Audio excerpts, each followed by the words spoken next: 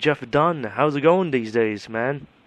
It's going good. It's going really good. Got the Primeval thing up and running, and we're busy recording at the moment. We've got a 6-track sort of EP thing going out on vinyl, just as a start off, just as a bit of a collector's thing. So just finished putting the cover together and everything for that. I think the first adverts have gone out for it. I believe the release date is going to be March the 15th. It's on Iron Pegasus Records. And it's a little bit of a special thing for us as well, because when we got asked to do it, we said, okay, then, you know, how are we going to play this? And it's going to be a collector's thing, a little bit like this sort of Venom Assault series that we did years and years ago. So we were all talking about it, and we thought, well, why not, you know, cover some of the songs that were influential to us in our early days, you know, stuff that we listened to when we were growing up, and things that had a big sort of influence on our journey through music. So we all decided on songs, so we put 4 songs forward. There was loads of songs, really. I mean, there was emails going backwards and forwards all the time between the 3 of us, you know, oh, let's do this, let's do that, and then we settled on 4 songs. So we've done Exciter by Judas Priest, Hell Ain't a Bad Place to Be, AC/DC, God of Thunder by Kiss, and Motorhead. Of course, the Priest track is from me, because they were my big influence. AC/DC, I mean, that's the band that Anton consistently heard blasting out of his brother Graham's bedroom all the time.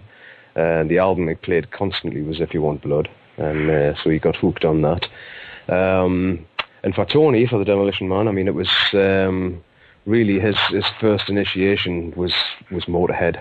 You know, he grew up through the punk explosion, and he had a sort of punk band at school. And when the punk thing sort of fizzled out a little bit, you know, you start looking around for something new, and then all of a sudden Motorhead came around, and, you know, he discovered Motorhead, you know, had the rawness and the aggression of punk, you know, but it was metal, and that was it. He was hooked. And we're all big Kiss fans, so the obvious track for us was God of Thunder. And I mean, years and years ago, when I first put Venom together, that was one of the songs that we used to play in rehearsals. We used to play God of Thunder. I think it was one of the only cover versions that we ever did. We used to do that. Let's have a think. We did No Class by Motorhead, and we did Green Manalishi, the Priest version. I mean, the old Peter Green song, obviously, Fleetwood Mac, but loved the Priest version, so we used to do that as well. But I don't think we ever played those tracks live. We probably did in the early days in a couple of little sort of church hall venues and little clubs and stuff that we played. But other than that, I mean, it was just sort of straight into the original stuff, you know. So yeah, I'm looking forward to this thing coming out. Tony's coming up from London next week. I'm based in Newcastle, obviously, so Tony's coming up next week to record the vocals. And we're going to get a load more done on some of the other Primeval tracks as well. I think we've got around between 15 and 20 tracks now, all in various stages. So we'll all be working together next week to get that done. I'm busy. I've just taken a break from recording there. I'm just recording some guitars for one of the songs at the moment. But it's all good. It's all coming together. There's tentative offers for shows and stuff like that. Nothing we've actually confirmed yet. But just looking forward to getting out there and doing it again, really. You know, it's been a long time since we've all played together. But we've had rehearsals. And the first time Tony came up, I mean, I hadn't played with Anton, oh God, for 10 years. I think it was the last thing we did was the Resurrection album. Did a few shows. We headlined the Wacken Festival and a couple of other things that we did.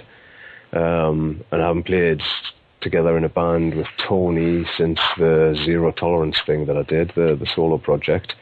And obviously Tony and Anton had never played together before. Mm-hmm. But we went into the rehearsals, and I had sent a text to everybody, you know, half a dozen Venom songs on, all the sort of standard stuff like Welcome to Hell, Black Metal, Die Hard, Countess Bathory, and so we just plugged in, looked at each other, says, okay then, what we're going to do, kicked into Welcome to Hell, and at the end of it, we all just had a big smile on our face because we knew it was going to work. I mean, we went straight through it, no problem, and then we just ripped through every other song that we'd put down on the list.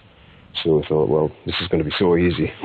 Yeah, we've got to do this, you know. So, and I mean, it all came about I've got another band called Drill. Right. And we were due to do a charity show for a DJ who sadly died a few years ago in Newcastle, and he did a lot for rock and metal in the area, and everybody knew him. So every year, the local rock bar, they sort of hold a benefit concert for him, and all the proceeds go to his sort of chosen charities and things.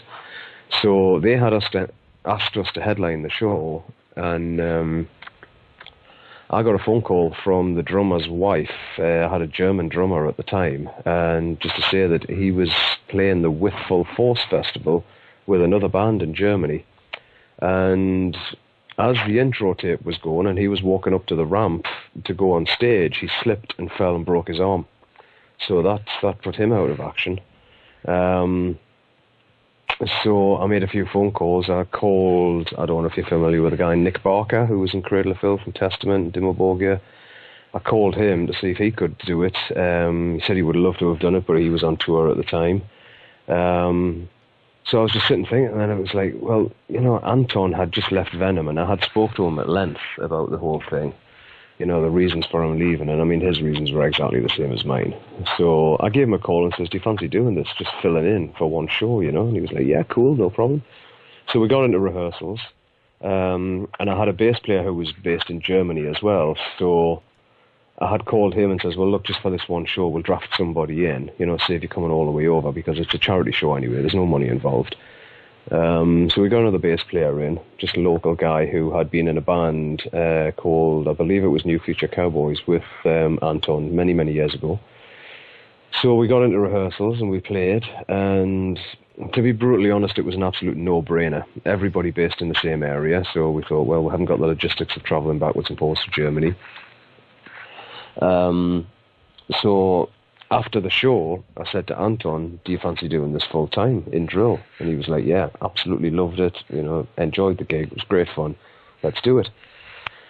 So when it was announced that Anton was in the band, and I mean, we did at this benefit show, we played black metal just for an absolute laugh. I mean, we sort of rehearsed a verse and a chorus of it in rehearsals and just sort of stopped and went, yeah, well, we'll think about it. We might do it on the night or not. Came to the night of the show and finished the show, and right at the end of it, the bass player was like, oh, we're doing black metal. And I was like, what? And he had learned it, and Anton looked at me, I looked at him, and I went, okay, then let's go. So I says, right, I'm going to attempt to sing this song. So the three of us stayed on stage, played it, ripped through it, posted it on YouTube, got a good few hits on it, and then the rumours started flying. You know, well, Anton and Mantas are back together, you know, is there going to be anything else? And then the next thing that happened, I was talking to Mike Hickey, who had replaced me in, I think it was 1986, 87, something like that. He had left Venom as well after the Metal Black album, and basically, again, the reasons were the same. So me and Anton had been talking, and we says, well, you know, we should do something together, you know, just, you know, even if it's just for ourselves, and, you know, why not get Mike involved? So called Mike, and he was well up for it. And then the next logical step was like, okay, then we need a vocalist, you know, who's going to do this? So it was like, well, there's one obvious choice, and that's Tony. So, you know, I gave Tony a call. It was just a general sort of how you doing thing, you know. I mean, Tony's a very, very good friend of mine, has been for many years. And just in the conversation, I slipped it in that, you know, oh, well, me and Anton are going to do another project together, and, you know, Mike's involved, and, you know, and Tony was like, oh, it sounds great, you know, it would be great fun, you know. So I sort of held my breath a little bit and says, well, are you in? You know? And he was like, you fucking kidding me? And I was like, no. I says, we'd love you to do it. And he was like, man, I'm there, let's just do it, you know. So that's when we started throwing ideas around. And, you know, again, there was a lot of things on Facebook we were getting posted on pages, and then we were getting private messages, you know, from sort of Venom fans who weren't particularly happy with the current Venom situation, you know, saying, oh, you know, you guys should really do something together. And this was before we'd announced anything. And we were sitting there furiously beavering away trying to think of names for the band. We went through all the Venom song titles and all this kind of thing. And then all of a sudden, on Facebook, we got this message, and it was Mantas, Anton, Demolition Man, Primeval. And we sort of looked at it, and then more and more started coming in. Primeval, oh yeah, this would be great, calling the band Primeval, get these three guys together. And it was staring us in the face, to be perfectly honest, because that was the album that Tony debuted on, the album called Primeval. So we thought, right, okay, then let's go with it. So there was, we designed the logos and everything. And then Mike said that his work schedule wasn't going to allow him to be a permanent member. So, he graciously stepped aside. But, there's still the opportunity for Mike on any show that he can make to come along and get on stage and play with us. And I think, we're going to write at least one song where we can get Mike involved on the album, we can throw a couple of solos down or something like that. We've also been in touch with Jim Clare, who was the other guy who joined Mike when I left. Would like him to do something on it as well. And it's basically just snowballed from there, the whole Primeval thing. It seems to have caught a good few people's attention. And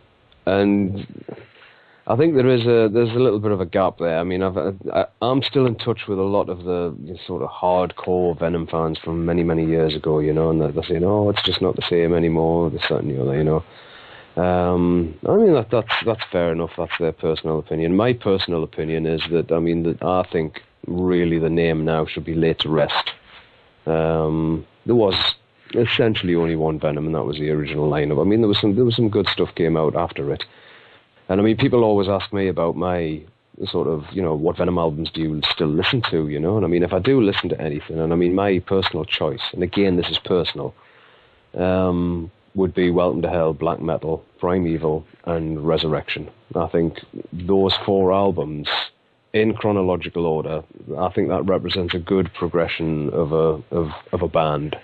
I'm not a big fan of At War with Satan or Possessed, those two albums. There's a couple of good songs on, but I wasn't a great fan of those two things. And I think it's proven really by, people still remember, the Witching Hours, Black Metal's, Countess Bathory, and, all that kind of stuff. But with the Primeval thing, we're going to be going on stage. Obviously, we're going to do some Venom songs. It would be a crime not to. Right. But there's going to be a lot of our own material as well. So yeah, we're just basically putting it all together now and getting ready to unleash the whole thing. So keep an eye out for it. It's going to be good. What a powerful lineup, Jeff. This is a great lineup. Of former Venom members, and all teaming up together makes it for a powerful group. Yeah. Oh, everybody said that, everybody's said, it's a great lineup, you three guys together, and it's like, oh, thanks, it's honestly, Jason, it's really nice, and I still get flattered to this day, when, you get messages from people and stuff like that, and saying like, oh, I've listened to your music for years, and, oh, God, you're such a legend, and all this kind of stuff, and all the recognition that you get, and it's, at the end of the day, I'm a guy from Newcastle who happens to play guitar and created a band, and it just happened to work. That's it. I'm not a genius by any sort of stretch of the imagination. I've just been interviewed for Decibel magazine. Well, it was a couple of months ago now, I suppose, but they've inducted Welcome to Hell into their Hall of Fame as, one of the groundbreaking albums of all time, or whatever it is. And one of the questions that I got was, how did you come up with that sound?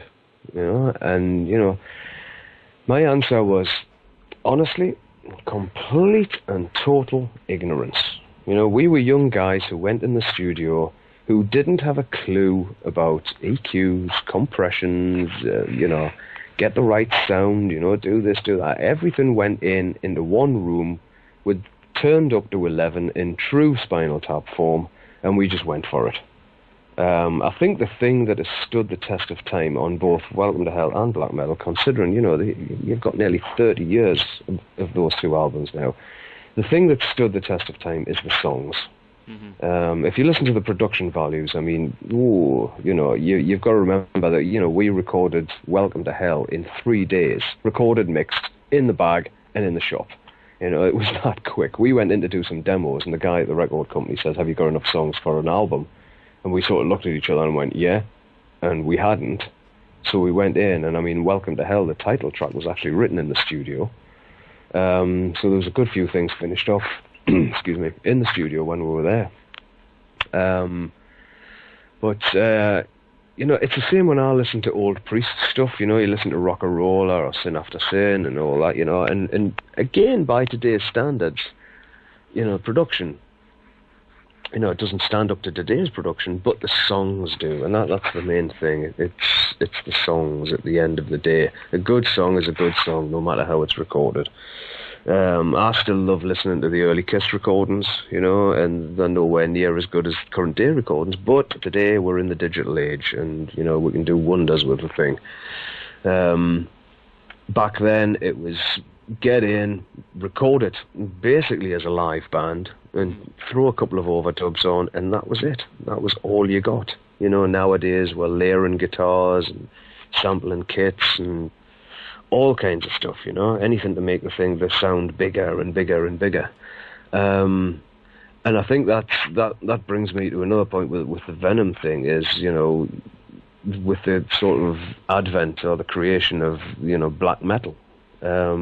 If you look at black metal nowadays with the likes of NWOBHM, who I personally feel are at the top of the black metal tree. They are my favourite black metal band, probably one of the only ones I listen to.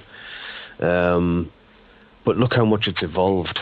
Right. And, I mean, it was the same for us when we first started, way, way back. We've said this a million times before, we want to be, louder than Motorhead, wear more leather than Priest. We want to be more satanic than Black Sabbath, and we want to have a bigger stage show than Kiss, And we always said that if you took, every heavy metal cliche in the book and put it into a pot and stirred it up and poured it out, that's going to spell Venom. And that's what we wanted.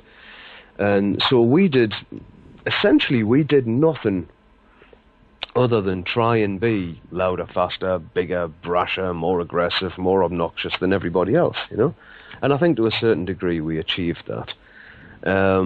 But then again, you get the other people coming along after us, and it's like, okay, then Venom are doing this, so we're going to do that, and we're going to add this to it, and we're going to be faster than that, and we're going to play a song faster than Witching Hour. And, I remember reading a review, way back, about the sort of hyper speed of Witching Hour on Welcome to Hell. Mm-hmm. And when you listen to it now, it's not fast at all compared to some of the stuff you hear nowadays, But again, it's evolution.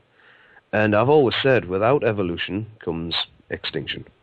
If you don't evolve, you're going to get left behind and you're going to die and be a pile of dust. Simple as that. So it's good, really, and I'm very honoured, very, very honoured, that the black metal thing has continued for so long, even though it's changed so much now. The one thing that nobody can deny, which is etched firmly in history, is that, Venom created the term black metal. I wouldn't say the sound of black metal, because again, the sound of black metal has evolved. You've got old school black metal, which I suppose is Venom, and then you've got this transition, where it's come into what it is today. But, if anybody wants to argue the point, it's, you just pull the album out. There it is. It's called black metal. There's a song on there called black metal, and we came up with the term, basically to alienate us and individualize us, because at the time that we were doing that, every band in the world that had long hair and a guitar was classed as a heavy metal band. They certainly were in England anyway, and we were getting interviewed one day. And, the press have always seemed to have had this thing where they've got to put you into a little box or a little pigeonhole and say, okay, then Venom belong in that box, Motorhead belong in that box, Judas Priest go in that box. And this guy says, well, and we were saying, like, okay, then so every band who's got guitars and long hair, they're all heavy metal bands, or they're heavy rock bands, heavy metal bands. It's like, yeah, well, I suppose they are. Right, okay, so Journey, Foreigner, Oreo Speedwagon, you know, Poison, all these bands, it was like, we've got absolutely nothing in common with those guys. You know, the obvious question then followed, so what are you? You know, and it came out, black metal. You know, it was the satanic thing, you know, the Black Mass, the Black Sabbath, the Black this, Black whatever, you know, and metal, black metal. That's what we are. And as I say, that was just to take us away from everything. It wasn't, we didn't see the creation of a whole musical genre in those two words. All we seen was, this is an opportunity to put us firmly aside from where everybody else is calling heavy metal, you know. And that was it, basically. That's the way the term came around. And if you actually read the lyrics to black metal, it's about playing live. You know, it's about a band on stage and interacting with the audience. And I mean, we had songs about all kinds of, you know, all the usual sort of cliches, I suppose, you know, sex, drugs, and rock and roll, you know, and then added a little bit of the devil in, and there you go, you've got a band. But when we first came around, I mean, I remember we used to have an old magazine in England in the early 80s called Sounds magazine, and it was a huge broadsheet. It wasn't like a little mag that you get these days. It was like a newspaper type of thing. And we got interviewed for it. And the following week, they had to, I think they had to double or triple the letters page because there were so many either complaints or praise for the band. I think the majority of them were complaints like, who the fuck do these guys think they are? And, you know, you can't say this, you can't speak about the devil in that way. And at the time, nobody was being as blatant as to put, you know, the pentagram, the Baphomet and everything, you know, nobody's seen it, you know, it wasn't really sort of that publicized. And then all of a sudden you've got this bunch of upstarts from Newcastle, what we're going to put on the album cover, fuck, I'd put the Satanic Church emblem on it.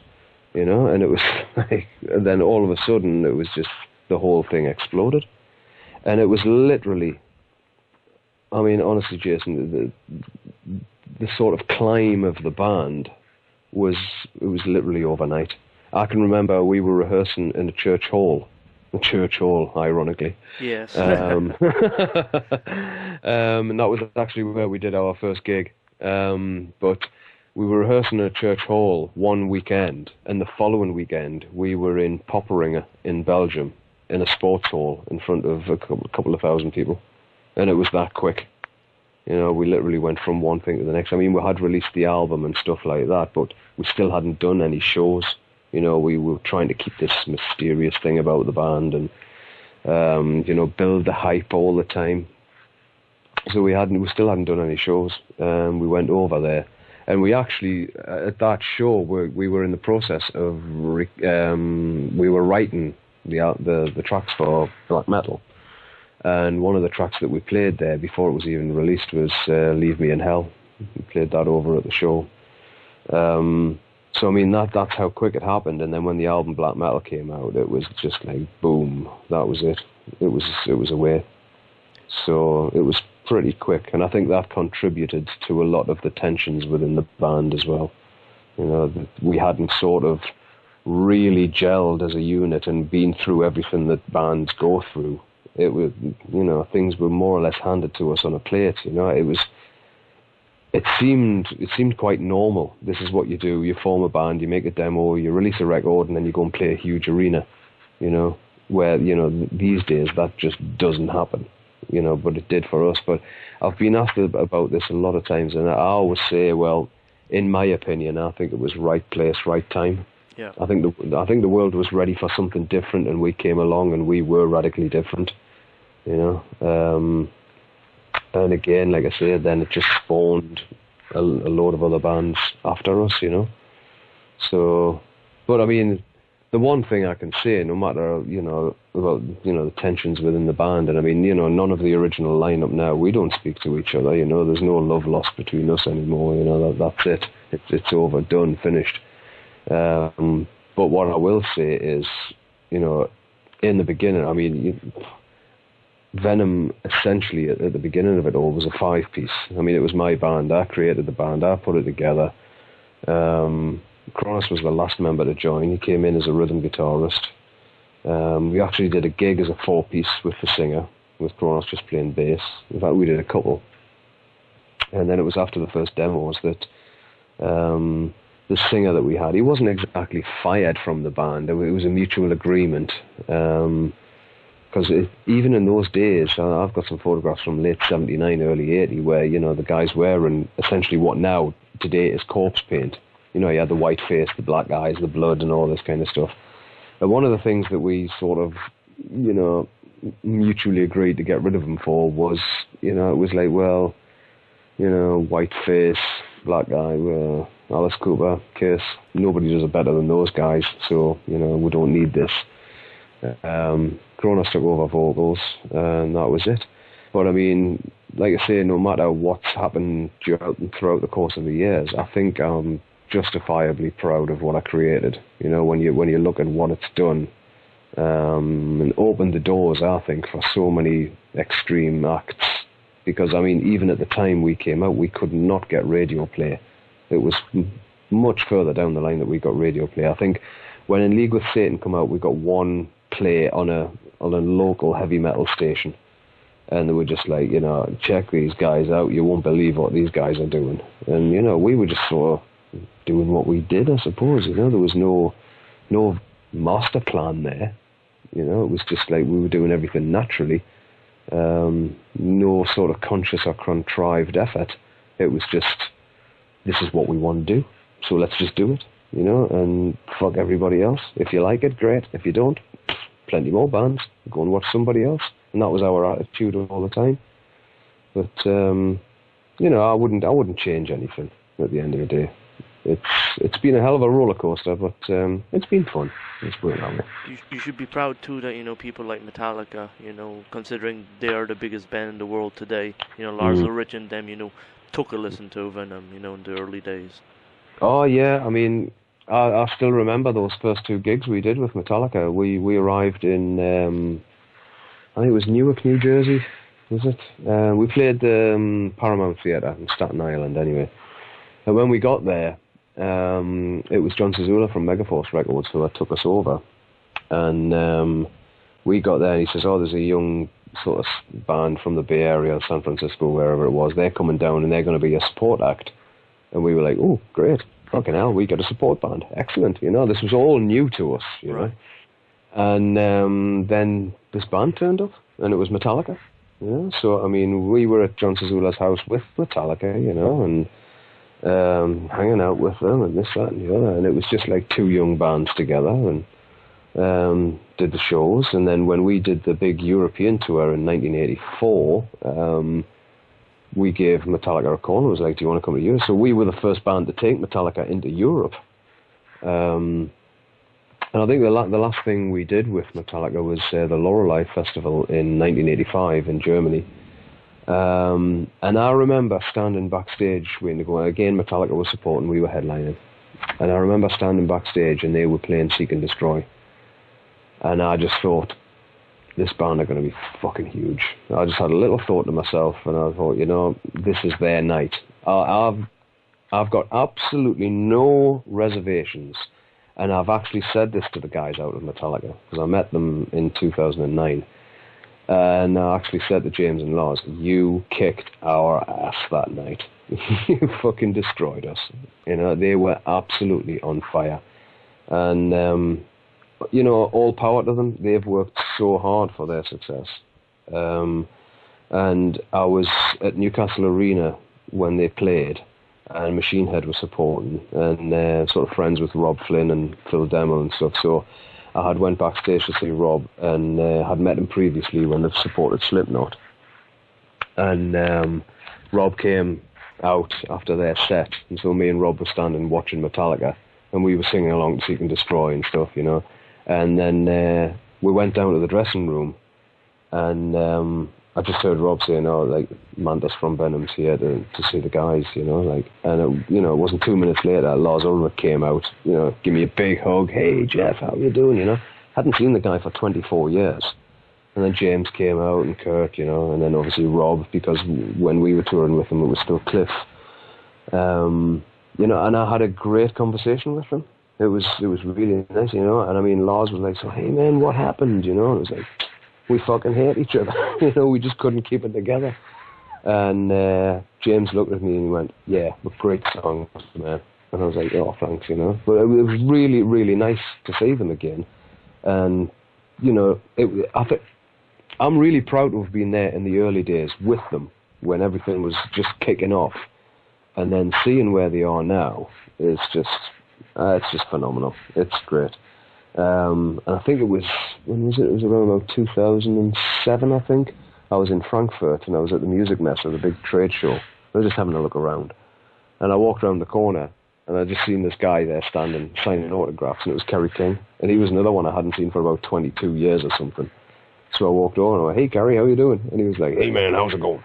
I was like, "You remember the Venom tour, the Possessed tour with the States?" He went, "Yeah, I remember that." And I was like, "All right." I says, "Well, you won't recognise me. That's just Mantas."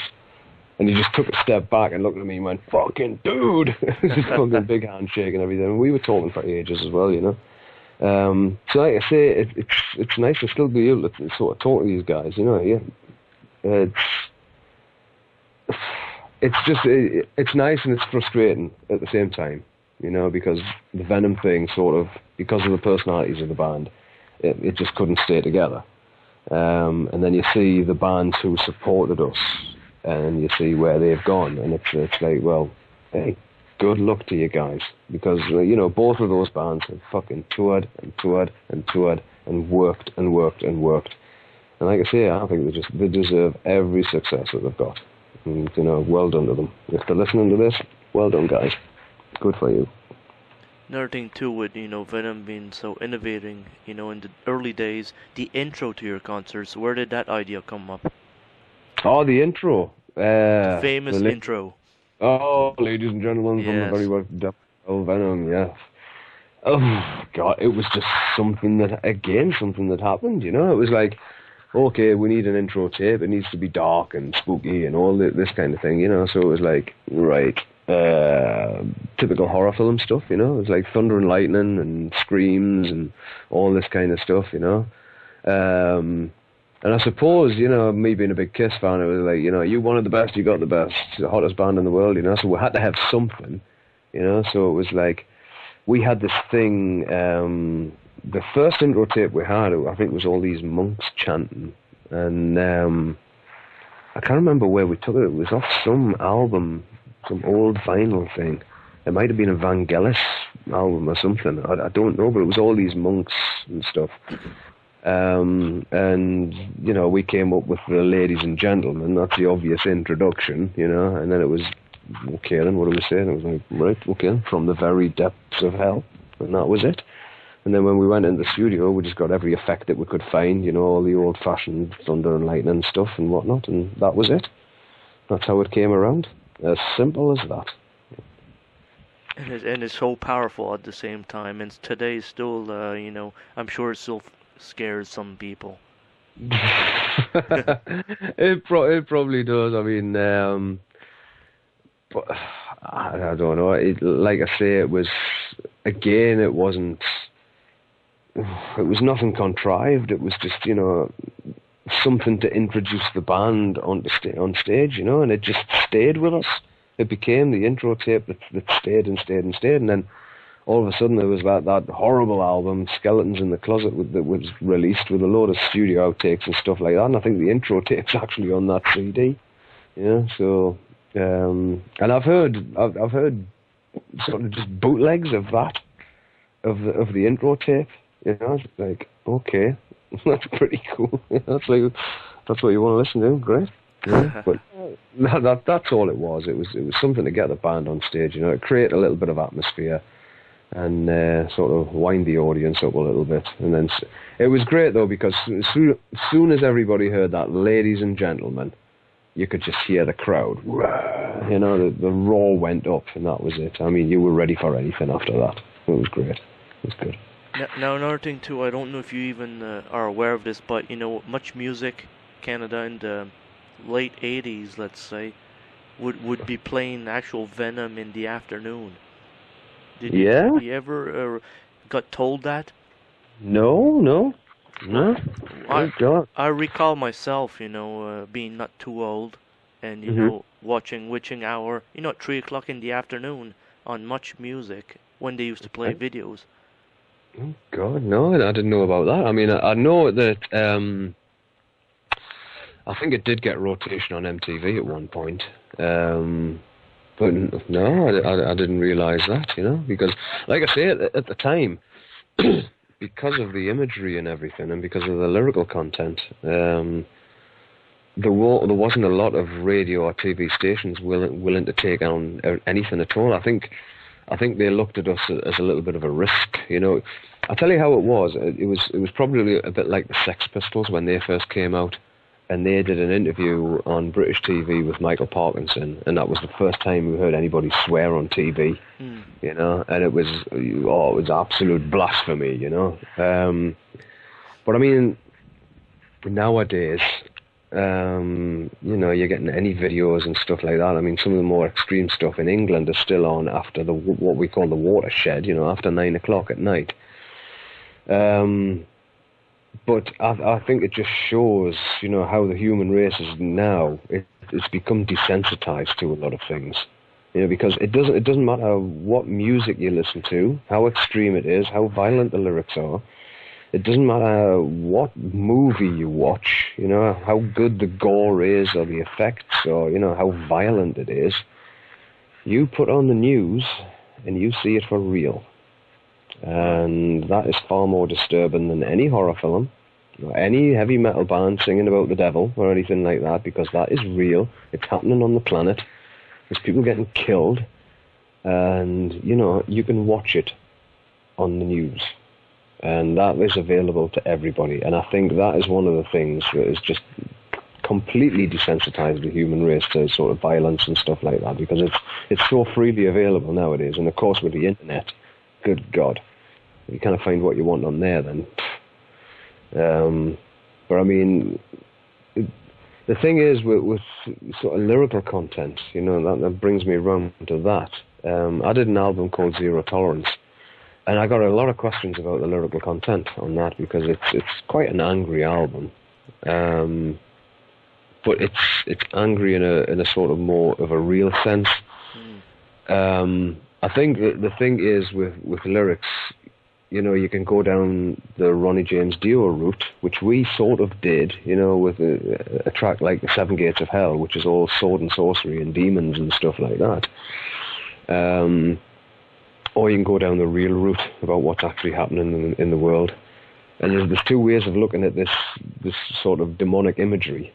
You can either watch a film where, there's devils with horns and stuff like that, which is complete fantasy, or you can watch something like The Devil's Advocate, which is far more disturbing, because, there's people in a position of power on the planet. That's I love that film, The Devil's Advocate. I think it's a great film, And let's put it this way: if the Antichrist is on Earth, he's not going to be walking around the local supermarket with fucking horns and a forked tail, is he? No. And I think that kind of imagery is far less disturbing than something which is real, like war and famine and all this kind of stuff, I tend not to dwell on it too long, because you just get fucking depressed. I never watch the news, because every time you turn it on, it's like some guy's been murdered, some kid's been kidnapped, somebody's been raped, there's another war kicked off somewhere. It's like, oh, for fuck's sake, give me some good news, will you? So honestly, I never watch the news. It's like, fuck it, I'll live in my own little world, and it's full of music and guitars. Thank you very much. Yeah. Well, Jeff, it's been a real pleasure talking to you. It's been a good 40 minutes of great stories and music knowledge. Excellent. Good. I've thoroughly enjoyed it. It's been good. Good. I'm sorry you didn't get more words in. Well, that's fine. The next time we do an interview, I'll put 5 more words in. All right? Yeah. That's the thing with me. I tend to talk, and then I just talk and talk and talk and talk and talk. But let's just say when it's not boring, we listen. So it's good. Yeah. Good. Excellent. Good. As long as you've enjoyed it, so have I. It's been really good. No, it's classic. All right, Jeff. You take care tonight, and You too. you have a great weekend. And we should do this again, since it doesn't cost nothing to do this. Oh, definitely. Yeah, let's keep in touch. Let's keep in touch. I'll tell you what I'll do then, Jason. I'll let you know when the Primeval album is ready. I'll get a copy of it to you, and maybe we can do something like a release thing or something like that. Right on. That sounds good. Yeah, excellent. Okay, Jeff, you have a good weekend. Yeah, you too, my friend. I'll speak soon. All right. Bye-bye. Okay, bye-bye now.